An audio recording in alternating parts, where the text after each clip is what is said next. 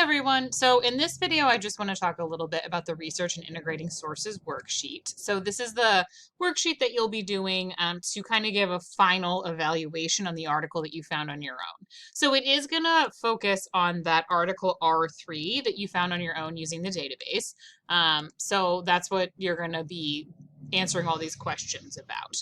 And you can see that there are a couple questions in the column and a place for you to write your answer over here. So really only just 4 things that you want to think about and respond to.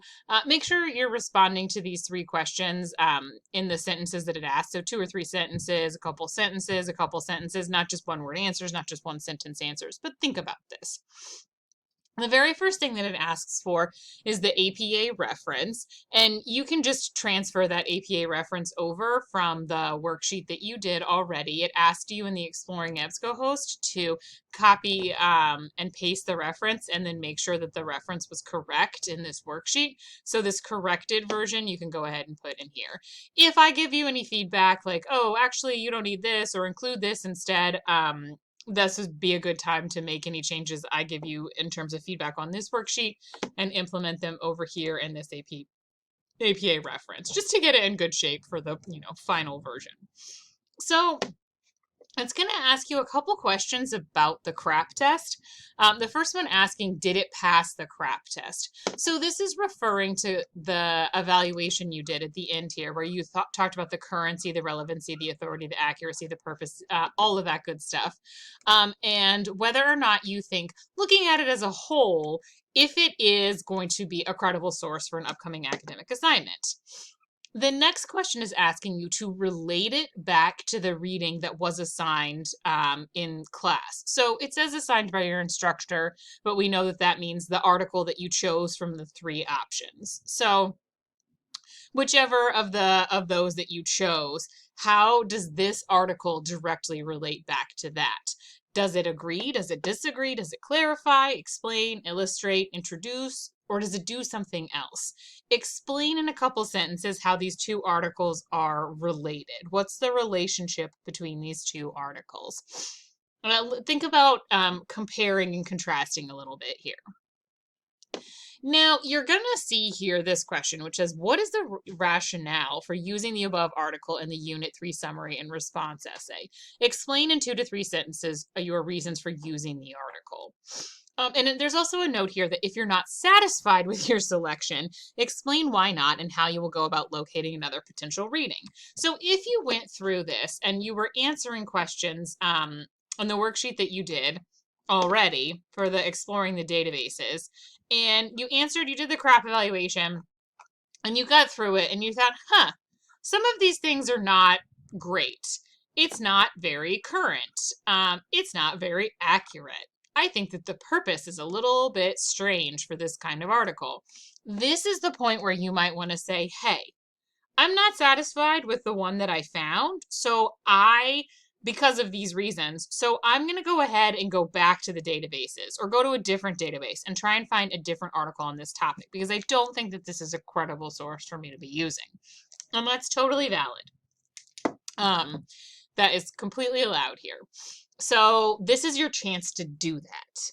So if you were curious about the difference between the question about the CRAP test here and trying to avoid just restating yourself here, this is the sort of moment for you to think about, does it pass the CRAP test? Now, I want you to look at all of these things together. So let's say that it passes the CRAP test for the most part, but you wish maybe that it had been a little more authoritative.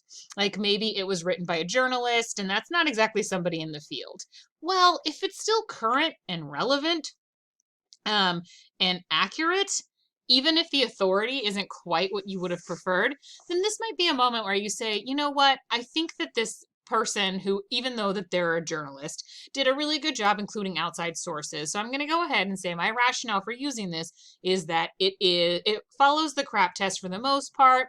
I do understand that I wish that the journalist had maybe had a specialty in the field, and she doesn't, but she did a really good job incorporating outside sources that were reliable. That's the kind of thing you want to do here. So if there is something on the CRAP test that gave you pause, but you think it's a good enough article to use anyway. Down here is why you're going to justify why it's okay. Up here with the crap test, there are certain things that, you know, if it fails, for instance, that accuracy in terms of, like if you found something in it that was just straight up inaccurate, that's one thing. But if it has, you know, like a purpose and you think, well, maybe the purpose of this is a little bit persuasive, but I still think it's a strong article to get information from, that's okay. If it is, you know, from 25 years ago, that might be a deal breaker. It's going to be sort of hard to justify. If it's not related to your topic at all, that might be hard to kind of overcome. So when you're answering these questions, just think about this one in terms of, does it pass the crap test overall? And what are some maybe drawbacks? And if there are any drawbacks, explain why those drawbacks are so much that you're going to pick a different article, or that you think that the article is strong enough to overcome them. That's a little bit about what this worksheet is kind of asking you to do. And again, one thing I just wanted to point out about here with these accuracy, how many outside sources, if any, does the article refer to or cite?